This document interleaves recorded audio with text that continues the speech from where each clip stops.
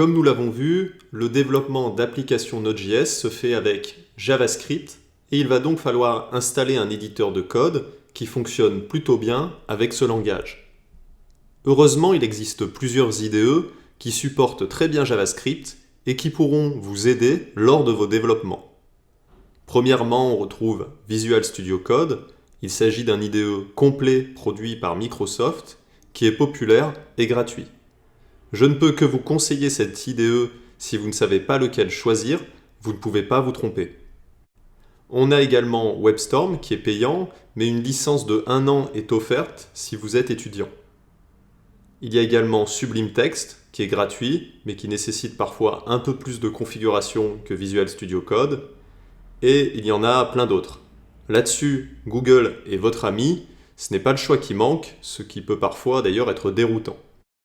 En tout cas, retenez que ces outils vous simplifient la vie, mais qu'ils ne sont pas indispensables.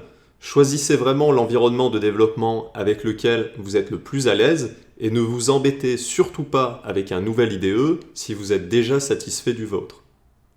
Aussi, le terme IDE désigne un environnement de développement. Il s'agit souvent d'un éditeur de texte amélioré, spécialisé dans le développement logiciel pour tel ou tel langage. Ça, c'est au cas où vous ne connaîtriez pas le terme IDE. Pour ma part, j'ai prévu d'utiliser Visual Studio Code, mais vous êtes libre de travailler avec l'outil que vous préférez.